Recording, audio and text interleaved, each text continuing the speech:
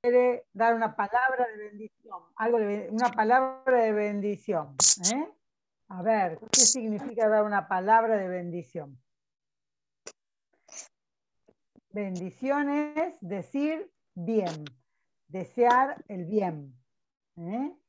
Es decir, no solo que Dios te bendiga, que a veces parece algo, ahí está, que el Señor conceda las peticiones de tu corazón. Exactamente, amada, eso es una palabra de bendición. Y yo diría a eso que tu deseo siempre sea el deseo de Dios para tu vida, porque ahí te ahorrarás muchas desilusiones y liberarás de muchos obstáculos, y también tendrás esa parte de Dios en tu mente, que mi deseo sea el deseo de Dios. Esa es una muy buena palabra. A ver, ¿qué otra palabra de bendición? Que Dios me lo multiplique al 100 por 1 todo lo que nos ha enseñado. Está muy bueno, está muy bueno. Que Dios le multiplique. Sí, yo espero que sí. Que Dios nos cubra con la sangre de Jesús. Ese es otro deseo que ponen aquí en el chat. Muy bien, Gema. Estas son las cosas que nos deseamos. A ver, ¿alguna otra palabra de bendición? No me van a decir que no tienen una palabra de bendición para este día, para la plataforma, para las compañeras, para mí, para las pastoras, Esmirna, para la pastora Noemí. A ver, vamos. Una palabra de bendiciones, un deseo bueno. ¿Qué puede ser? Que Dios les siga dando sabiduría. Ah, bueno, muy lindo deseo. Quiera Dios que para sí. que nos siga a nosotras enseñando a aprender cada día más. Qué bueno, Margarita, qué bueno. Qué bueno. Dice, justamente dice la palabra de Dios eso, que resulta que el apóstol Pablo les escribía a los colosenses y les decía que él pedía que seamos llenos del conocimiento de su voluntad en toda sabiduría e inteligencia espiritual. Eso que dice Margarita, el deseo de que seamos llenos de ese conocimiento de lo alto, de esa sabiduría. Acá dice que la gracia de Dios sobre usted, las pastoras, y sobre la familia Vilop. Muy bien, felicitaciones, felicitaciones, Rosa. Esta bendición sobre la familia Vilop es muy importante, la gracia de Dios. Yo hoy iba caminando y empecé a pedir eso, a pedir que Dios me dé más de su gracia. Saben que si tenemos la gracia de Dios, el amor de Dios ya lo tenemos, y la gracia es para con otros, así que nos va a servir tener la gracia de Dios para dar a los demás. Dice que Dios esté siempre en nuestro corazón y nos llene de su espíritu. Perfecto, Navia, claro que sí. Ese es el deseo, es el buen deseo, estar cerca del corazón de Dios y llenos de su espíritu. Bueno, a ver, ¿alguna bendición más antes que empecemos? Esto es muy lindo. Es proclamar la palabra, es decir bien, es desear el bien, es traer una palabra de bendición sobre aquellas personas que en este momento lo están necesitando. Siempre todos necesitamos una palabra de bendición, una palabra amable, una palabra, dice la Biblia, con gracia, una palabra sazonada con sal, esa palabra que tiene sabor, que no es insulsa, que a veces nosotros decimos, Dios te bendiga, Dios te bendiga, Dios te bendiga a la salida de la reunión y parece sin sentido, pero yo veo que aquí hay buenas palabras de bendición. Qué lindo que es poder bendecir a la plataforma. ¿Alguna palabra de bendición que me gustaría que ustedes tuvieran para con su familia? A ver, ¿qué palabra buena, qué frase dirían para su familia?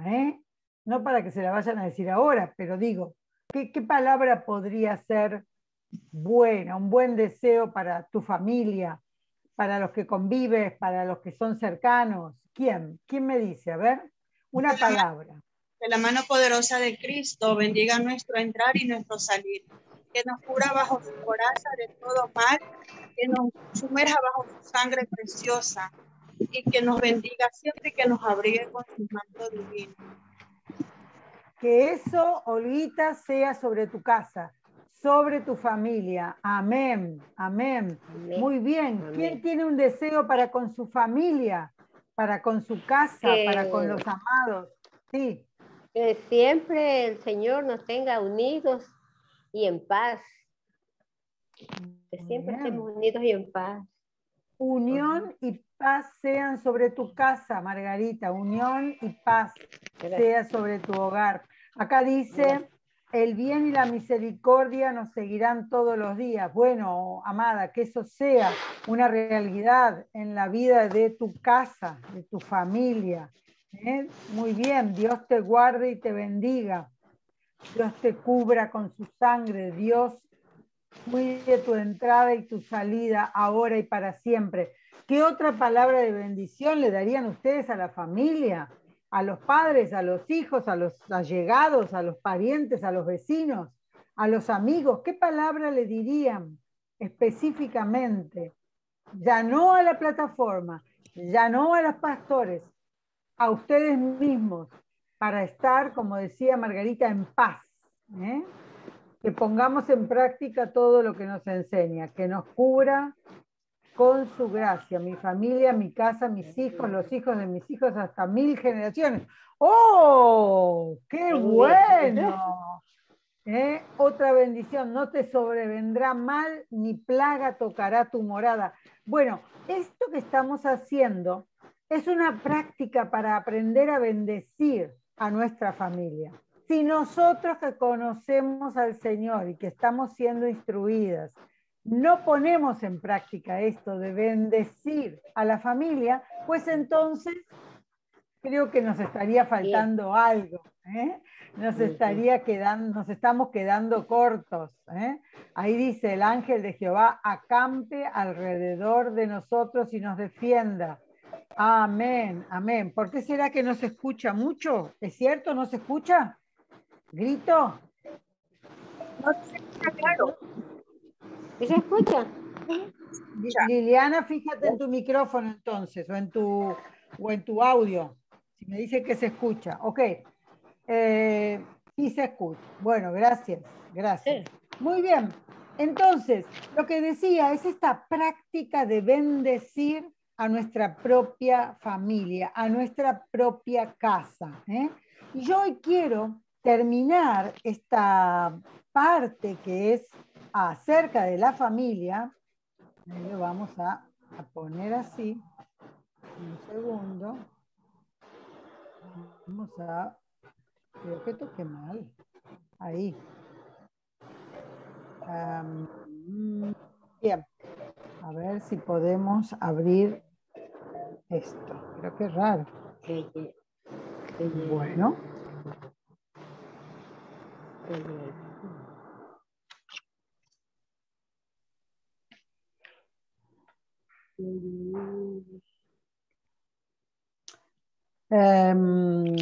A ver. ¿Qué está pasando? Si puedo abrirlo. ¿Ahí ven algo ustedes? ¿O solo ven las caras de los... A ver. Sí, aquí salió. ¿Qué salió? Muy bien, perfecto. Lo tenía tan clarito y no podía ser que no me saliera. Ahora sí. Bueno, estamos en la última clase de familia 0 kilómetros, recuperando los kilómetros que hemos perdido en el andar y el desgaste que tuvieron las piezas de nuestro auto, de nuestro motor y el desgaste de nuestros neumáticos. Habíamos hablado justamente de algo fundamental, que aquí tenemos 4 neumáticos que necesitan estar llenos del aire, del espíritu, del mismo modo para poder caminar bien, para poder andar seguros. Entonces, ¿cuáles eran estos? A ver, ¿quién me va a dar un nombre? A ver. Yo no me acuerdo. ¿Cuál era? A ver, ¿cuáles eran los neumáticos? ¿Cómo se llamaban? ¿Qué temas teníamos? 4 temas. ¿Quién se acuerda? A ver, Carmen, abre tu micrófono para decirlo.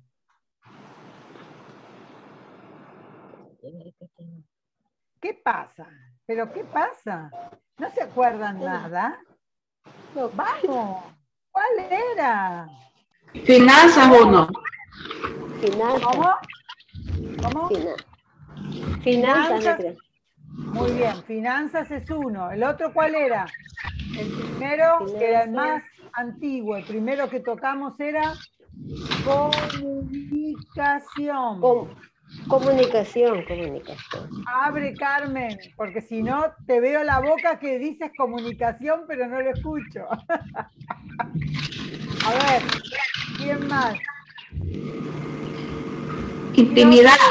Intimidad o sexualidad, muy bien, ahí está. Y el último que vamos a ver hoy trata acerca de los hijos, pero trata acerca de los hijos como un proyecto, pensado o no, pero un proyecto. Entonces lo que quiero ver es cuáles son este último tópico, y lo vamos a ver. Ustedes saben que todos somos hijos, eso está claro, ¿no? Todos somos hijos, porque yo lamento contarles que no nos trajo la cigüeña, ni nacimos de un repollo, sino que ahí había un padre y una madre. ¿Mm? Entonces, ¿qué sucede? Que con el transcurso de la vida, con el transcurso del tiempo, puede haber habido madres o padres que hayan sido presentes o no presentes. Por ejemplo, en uno de los libros, en el libro de Divino Diván, yo escribí un capítulo sobre una madre mala. Yo conocí madres malas, porque hay una tendencia a pensar en Latinoamérica que las madres son santas, o que las madres son, no sé, siempre vírgenes, o que las madres... Y la verdad es que yo he conocido madres malas.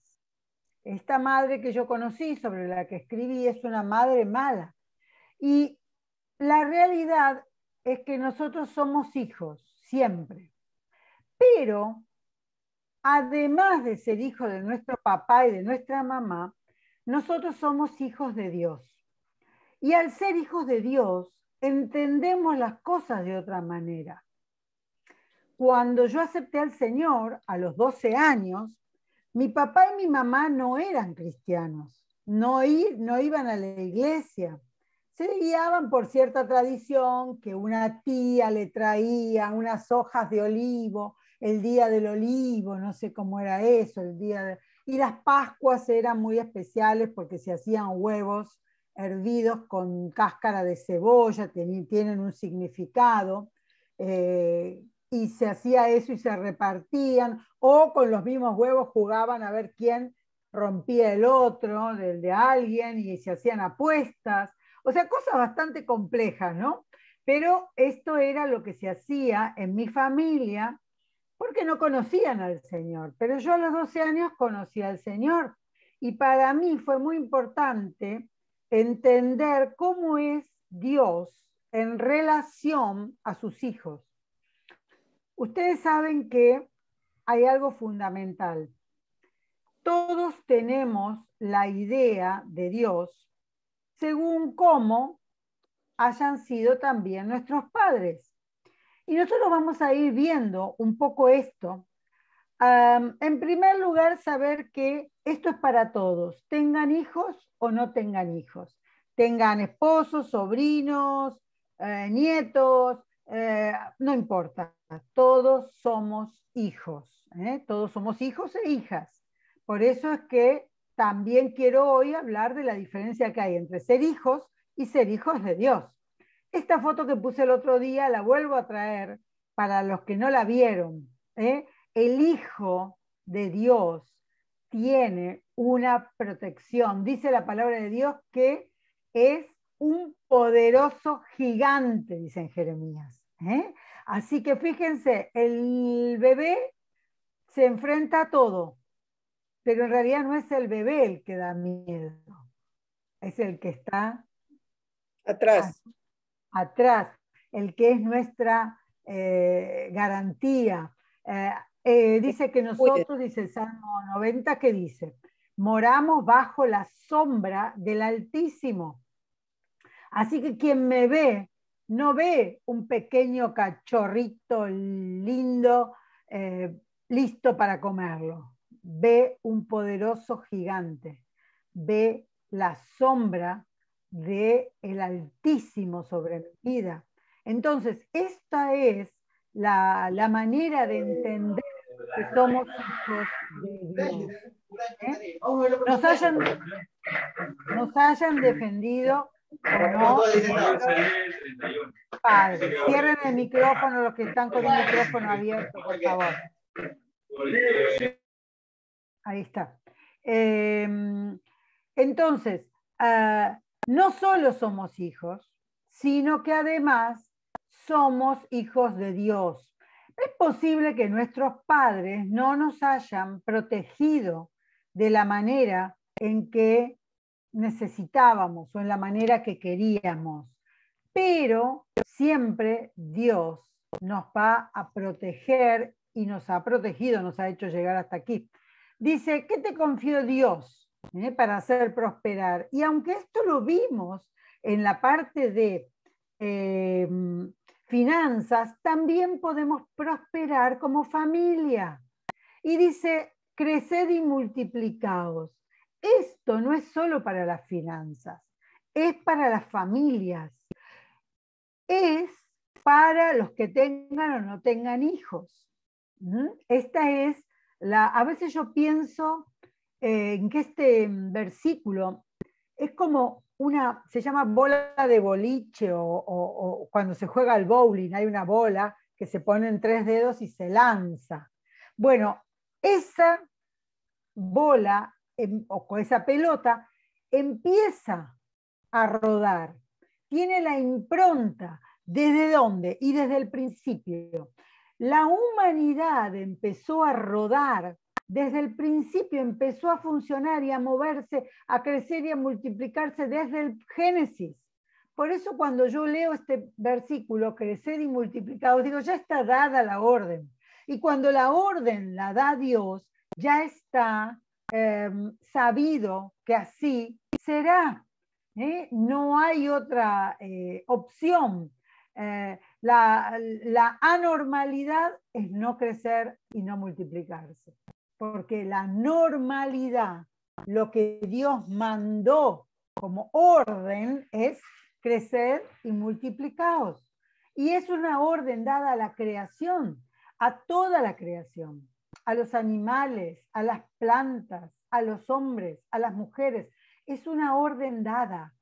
Ahora, si hay algo que interrumpe ese crecimiento, es un obstáculo que se debe entender como no normal. Por ejemplo, está creciendo un árbol, pero si alguien dice, este árbol me molesta, el árbol va a seguir creciendo. Y si la persona dice, me molesta tanto que voy a agarrar un hacha y lo voy a tirar abajo, perfecto, el árbol posiblemente no siga creciendo. ¿Por qué? Porque hubo alguien que detuvo el crecimiento. Pero han visto muchas veces que los árboles son así cortados, talados y vuelven a brotar. Y ustedes dicen, pero lo cortaron casi de raíz. ¿Qué pasó? Yo he visto árboles que la tormenta los tiró y se veían las raíces. Y empezaron a brotar por alguna raíz que buscó la tierra y volvió a brotar. ¿Y saben por qué? Porque la orden dada por Dios en el Génesis a toda la creación es crecer y multiplicados. Es inevitable. Lamentablemente yo quisiera dejar de tener algunos años y ya no crecer tanto, pero la orden dada por Dios es crecer. Y bueno, yo sigo creciendo y cada año tengo un año más. Bien, dice entonces, ahora bien, a los que reciben un encargo, se les exige que demuestren ser dignos de confianza.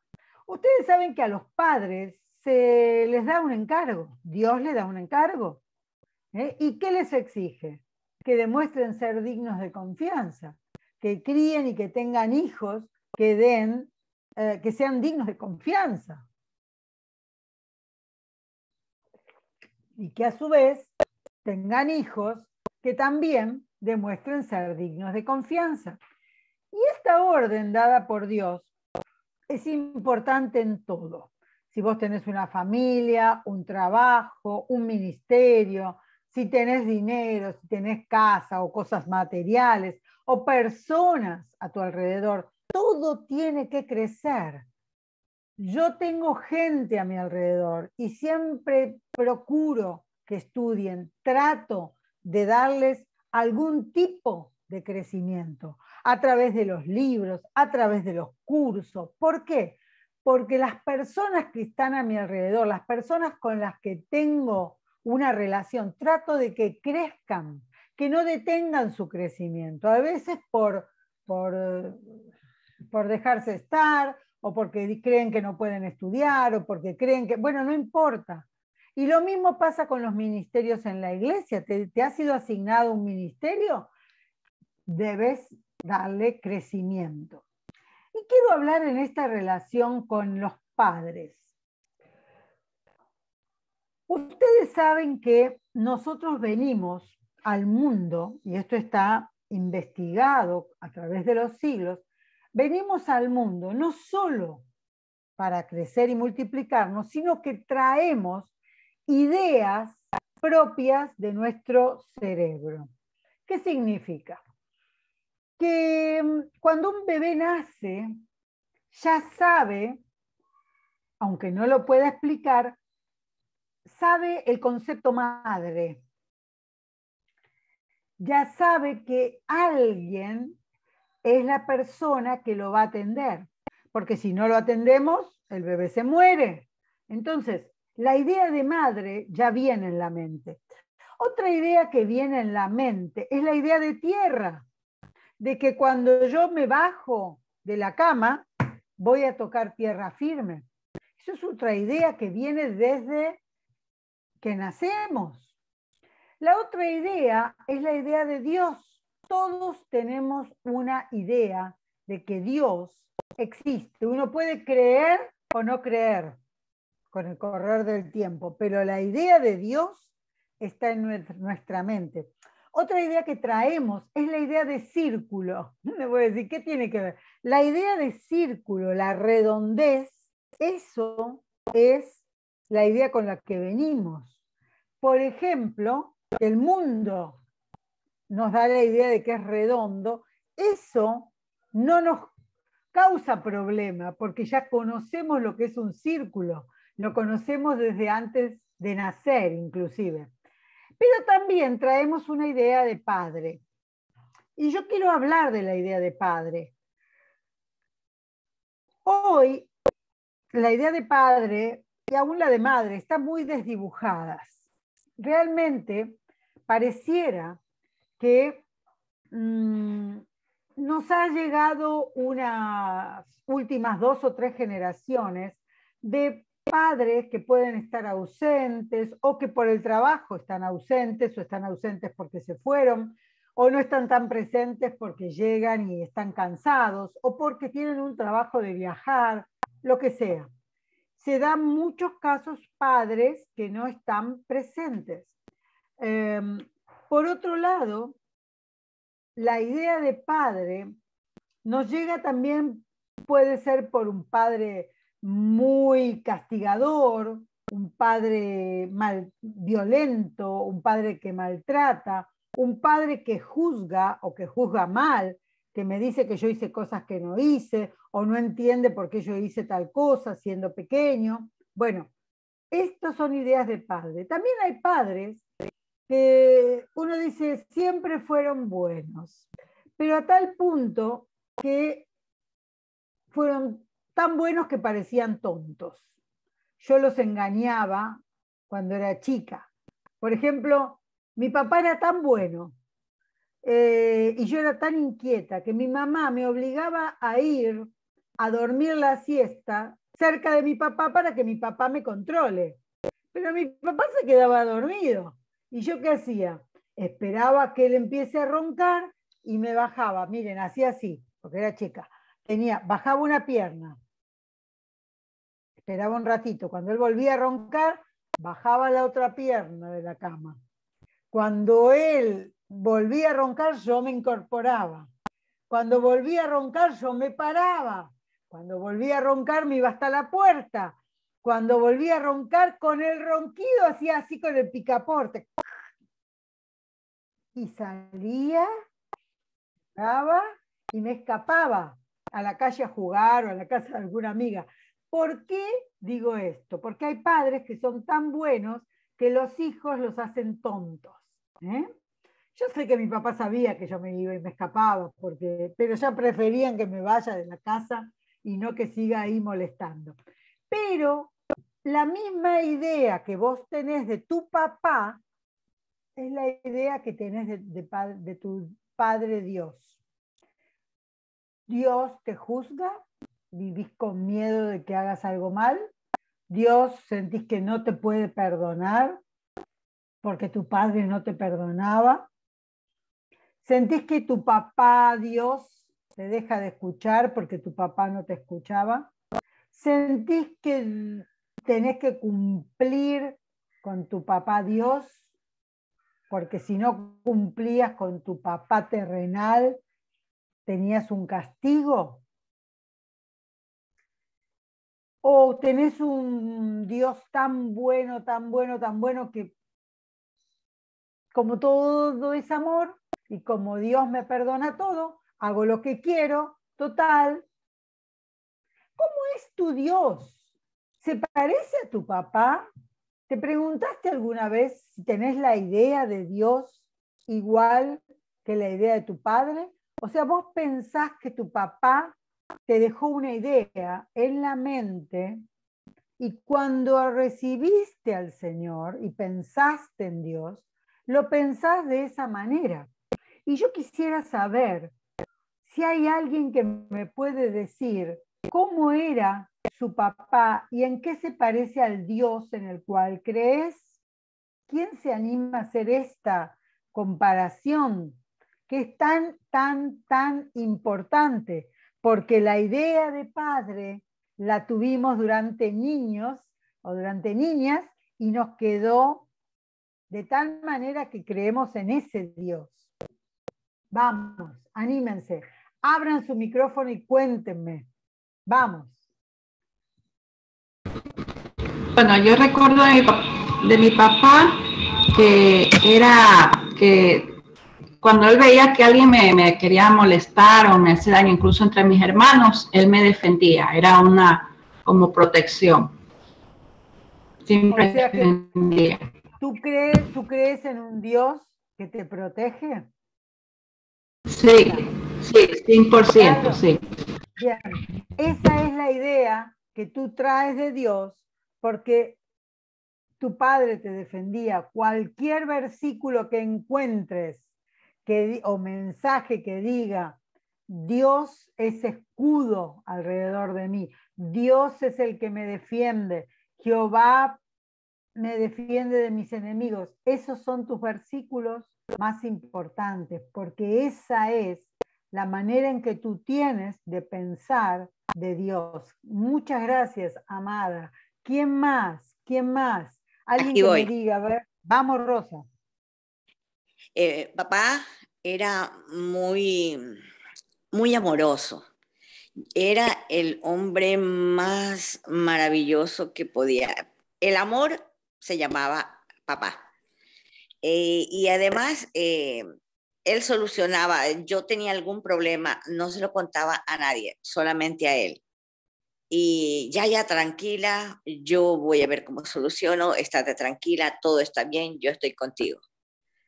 Ajá, así era. Oh, qué hermoso, porque ese es tu Dios. Tu Dios es así. Tu Dios responde tu oración, se hace cargo.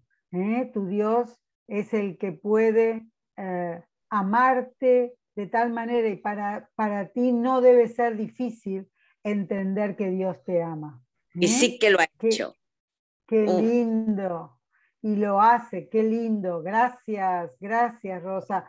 Lourdes, ahí hay una mano levantada, te escuchamos. Buenas noches, doctora Ana, buenas noches, hermanitas. Yo de mi papá puedo decir que siempre de pequeñita le tenía mucho miedo, porque mi papá era muy agresivo. Por ejemplo, si se me quebraba un vaso o algo así, entonces igual nos pegaba. Y a veces decía, bueno, no les voy a pegar a uno, les pego a los 4, o sea, y siempre recuerdo eso. Y esa es la imagen de papá, ahora que él ya está mayor y bueno, ya yo también estoy adulta, ya no nos pega, pero sí nos reta. Y siempre me queda eso. O sea, si mi papi sabe algo de mí y que esto, entonces él me reta. O por ejemplo me dice, no, no van a ir a ningún lado, tú tienes que hacer esto. O sea, todavía como que siento que cuando me da una orden, siento un poquito de temor, porque sí recuerdo que era eso. O sea, nos pegaba, no solo a mí, mis hermanos, a todos. Esa es la imagen de mi papá. Sí, Lourdes, ¿y cómo se relaciona esto cuando tú cometes un pecado? Todos pecamos. Cuando tú cometes un error, una falta, una falla delante de Dios, ¿cómo ves? ¿Qué hace Dios? Como estoy estudiando la palabra y estoy buscando de Dios, sé que Él es un Dios de amor, pero también sé que tiene que también nos corrige, que corrige al que ama, y entonces yo me pongo a pensar, ¿no?, cómo nos corrige, ya, porque a mí sí me corregían cada rato, ya le digo, era por todo. Si tenía una libreta Claro. que tenía una mala nota, por todo, por un vaso que se quiebre, por todo, siempre, si la casa no estaba arreglada, siempre nos pegaba. Y también recuerdo que mi papá me decía, te voy a pegar, y nos daba a todos con látigos, y decía, voy a mojar tu cuerpo para que el látigo entre, para que no vuelvas por otro, o sea, algo así. O sea, te voy a dar tan duro para que no vuelvas por otro, pero siempre los niños Claro. son malcriados y siempre pasaba algo y otra vez me daban. Y entonces Claro, siempre me da un temor. ¿y cómo aceptas? ¿Cómo aceptas, como tú dices, luego de conocer a Dios y estudiar la palabra, uno entiende muchas cosas? A mí me ha pasado también. Yo no creo que Dios sea un viejito de barba blanca que no se da cuenta de lo que yo hago, o que me pueda escapar de su presencia, como me escapaba de las siestas de cuando me mandaban a dormir. No, yo entiendo que uno puede hacer ese cambio, pero también es cierto que en algún momento, cuando conocemos al Señor, ahí entendemos que Dios es un Padre perfecto. No los fueron nuestros padres, no lo somos nosotros como padres ni como hijos, pero Dios es un Dios perfecto. ¿Estás de acuerdo, Lourdes?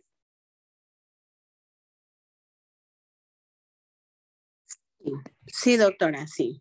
Claro que sí. Dios Gracias es a Dios. amor y yo igual amo mucho a mi papá, lo quiero, lo respeto y sé que tengo que hacer las cosas bien porque siempre hay eso, o sea, siempre, por ejemplo, sí tengo, yo lo veo, pero yo no puedo darle un abrazo, así como que un abrazo de que me lo apapacharlo, así, no, siento como un respeto, o sea, siento como que no lo puedo forzar mucho, no sé, yo Claro, creo que eso es es el algo porque... respeto, es el respeto que nace del miedo, del temor. Ahora, a Dios puedes apapacharlo todo lo que quieras.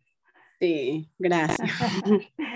Acá dice, por ejemplo, padre protector, padre consentidor, y resolvía los problemas dentro de sus posibilidades. Claro, ese padre es también Dios. Él lo va a resolver. Pero la diferencia es que tu padre, Lucero dice que dentro de sus posibilidades, pero Dios todo lo puede. Entonces ahí hay un avance luego de haber conocido a Dios. mi padre podía algunas cosas, y podría arreglar algunas cosas, y podía resolver algunos problemas, pero Dios tiene poder para hacerlo todo, y todo bien. Bien, ¿seguimos? ¿Seguimos? Si nadie más quiere dar la idea, yo sigo. Y después si alguien quiere hablar, vamos a tener tiempo, por supuesto. Columnas de la familia. Confianza y respeto. Son dos pilares fundamentales. Si no existe la confianza y el respeto dentro de la familia, dentro de la casa, todo se afecta. Inclusive se afectan las emociones, de tal manera que cualquier crisis, a veces son accidentales, son que, como decían, que se rompió un vaso, bueno, aún eso parece muy terrible. Ahora, eso se afecta en toda la familia y en cada uno, sobre todo en los niños, sobre todo en los hijos, son afectados. Yo he visto muchas veces que hay personas adultas que reaccionan como sus padres y no quisieran reaccionar como sus padres, pero sí lo hacen, inevitablemente. Entonces hay que enseñarles a no reaccionar como por las costumbres. La otra cosa que pasa cuando hay estas emociones que van unas en contra de otras, que se pierde el equilibrio familiar. Es necesario reorganizar la familia. ¿Por qué pongo fronteras? Porque en realidad las fronteras son las que existen en la familia entre una generación y otra generación. Los padres no pueden actuar como hijos y los hijos no deben actuar como padres, porque ahí hay una línea entre generaciones. Y no estoy diciendo que uno sabe más, que uno sabe menos, que los hijos crecieron. Y ahora, no. Estoy diciendo que hay que entender que uno es padre y otro es hijo. Y los roles son diferentes. Yo me río cuando digo esto porque me acuerdo cuando mi hijo era adolescente. Y yo le decía, por ejemplo, llévate la campera o un abrigo porque va a ser frío. No, y si tengo frío me la aguanto. Y un día me dijo, ¿por qué me decís siempre que lleve la campera? O que si estoy llevando plata. O si, ¿por qué? Dice, si vos sabés que yo todo eso lo hago. ¿Sabes por qué? Porque yo soy tu madre. Y si no te digo eso cuando salís, y te bendigo, y te digo, chao, que Dios te bendiga, cuídate mucho. Si no te digo eso, ¿cuál es mi rol de madre? Bueno, pero yo ya lo sé. Pero yo no voy a faltar a mi rol de madre, así como vos no faltás a tu rol de hijo, pidiéndome dinero si necesitas, pidiéndome permiso para salir, porque aunque sabés que yo te voy a dejar ir, vos igual me pedís permiso, porque ese es tu rol de hijo. Entonces yo siempre hago esta diferenciación entre el rol de padre y el rol de hijo. Entonces, tener claro esos límites, esas fronteras, que a veces con gracia uno puede darlo a conocer. Muchas veces las emociones se afectan de tal manera que no son positivas, sino son negativas y son violentas. ¿Cómo afectan las emociones el tema de los duelos? Y yo quiero parar un poquito acá porque la pandemia ha traído muchos duelos en las casas. En las propias casas, en las casas de familiares, en las casas de vecinos. ¿Cómo es que esto lo transitan los padres para enseñarle a los hijos? Estas cosas hay que tenerlas muy en cuenta porque los hijos van a tener la misma idea que los padres en esto. Si hay cierto ritual que hacer, bueno, nosotros como hijos, que ya somos adultos, podemos pensar en cambiar eso. Por ejemplo, en las familias de mi etnia, cuando alguien muere, lo primero que se cubre es la parte de comida. Entonces, por ejemplo, se muere una persona de la familia y todas las familias amigas y todos van y llevan comida y esperan ser invitados para quedarse a comer juntos. Entonces, a veces los velorios o después de los entierros se transforman en una fiesta, porque todos llevan la mejor comida. Entonces, claro, hemos tenido que valorar eso y decir, no, pero esto es una locura. Después que la persona se muere, están los familiares más cercanos tan compungidos, llorando, y todos los demás van y llevan comida y hacen una fiesta. Y por ahí a las 3 personas de la familia se le suman 50 más, con niños que andan corriendo y gritando, cuando en realidad esa familia prefería estar tranquila llorando su duelo. Entonces digo, a ver, cada familia tiene sus costumbres, hay que revisarlas. Sobre todo porque el tema duelos, el tema pérdidas, en la pandemia por el COVID ha sido muy cercano. Bueno, es un buen momento de hablar con los hijos acerca de la eternidad. Es muy importante enseñar, y ahora vamos a ver cuándo enseñar qué. Pero hay que tener en cuenta esto, los rituales de duelo.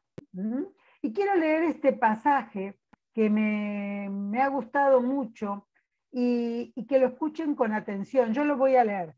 Dice: el amor de Dios, un llamado a la entrega total, en el libro de Deuteronomio. Dice, estos son... Mira, mami.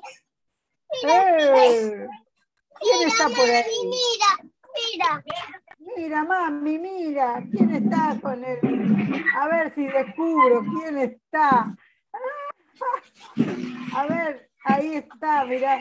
Ahí le pude hacer. Bueno, justo, ahora vamos a leer la palabra con tranquilidad. Dice así: estos son los mandamientos, preceptos y normas que el Señor tu Dios mandó que yo te enseñara, para que los pongas en práctica en la tierra de la que vas a tomar posesión, para que durante toda tu vida, tú y tus hijos y tus nietos honren al Señor tu Dios, cumpliendo todos los preceptos y mandamientos que te doy, y para que disfrutes de larga vida.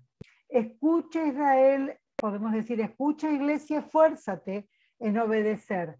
Así te irá bien y serás un pueblo muy numeroso en la tierra donde abundan la leche y la miel, tal como lo prometió el Señor, el Dios de tus antepasados. Y vuelve a decir, escucha, Israel, el Señor nuestro Dios es el único Señor.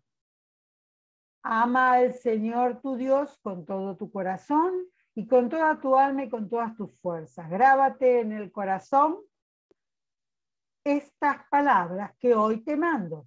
Incúlcaselas continuamente a tus hijos. Háblale de ellas cuando estés en tu casa y cuando vayas por el camino, cuando te acuestes y cuando te levantes. Átalas en tus manos, a tus manos como un signo, llévalas en tu frente como una marca, escríbela en los postes de tu casa y en los portones de las ciudades. Quien haya ido alguna vez a Israel habrá visto los rituales que se hacen, en especial cuando se hace una celebración porque los hijos varones cumplen 13 años. Y ahí están todos los sacerdotes o los rabinos con una cajita negra que lleva estas palabras atada a la cabeza, porque tiene que estar la cajita negra en la frente. Y así, cuando ustedes van y ven casas de personas de religión judía, ven que las puertas tienen a la entrada como un rollito que contiene esas palabras. A veces está cubierto con un plástico y ellos lo que hacen es tocarlo y besarlo al entrar. Esto ha quedado como costumbre por este pasaje. Pero el pasaje no solo hay que interpretarlo de manera literal como lo interpreta el pueblo judío, sino de manera espiritual, como interpretamos esto que decía hoy Rosa, que sea para, creo que dijo ella, para 1000 generaciones. Como dice la palabra, voy a hacer crecer y multiplicar el amor de Dios en mi familia, de modo que pase de generación en generación. Voy a hacer que esto suceda porque el reconocimiento de que Dios, el Señor, es el único Dios. Muy bien. Ahora, muy bien, paso.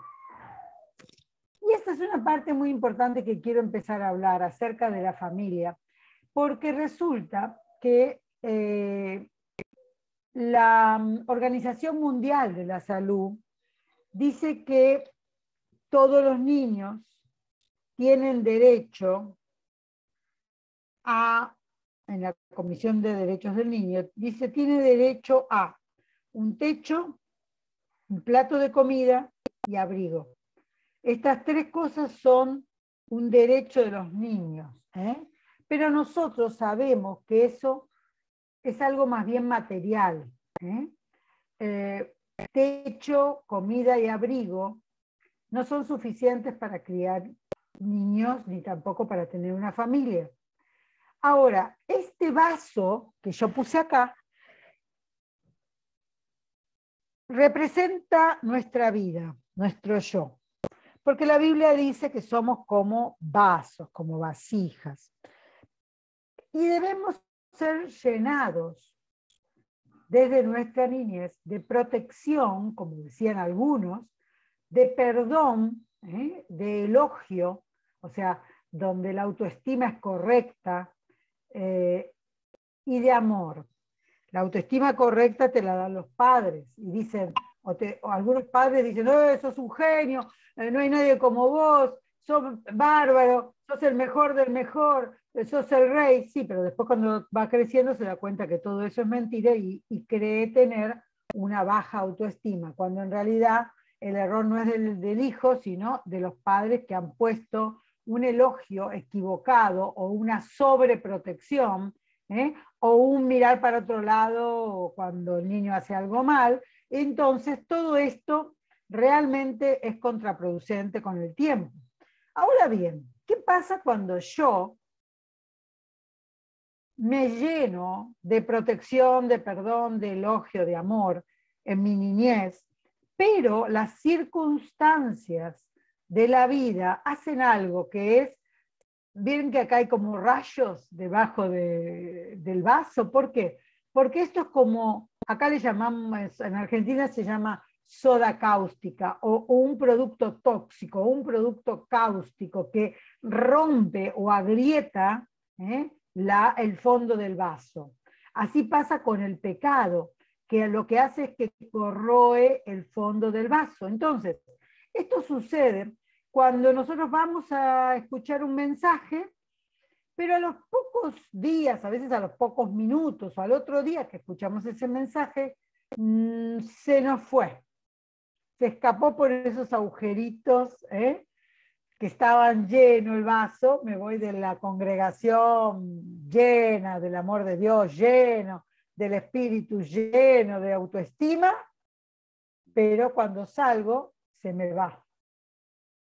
Porque las circunstancias de la vida o la niñez penosa hizo que esa parte del vaso quede con agujeritos. Entonces, esto es lo que sucede. Se va vaciando nuestro vaso de amor, de perdón. Entonces yo quiero que hoy pensemos, ¿qué perdiste? ¿Y qué te faltó? Para que ese vaso esté entero, que no esté roto, que no esté resquebrajado, que no esté agrietado en su base, que puedas contener todo el amor de Dios. Dice en Jeremías, lo malo es como una incurable llaga, una terrible herida No hay quien te ayude a vendar tu herida. No hay para ti remedios eficaces.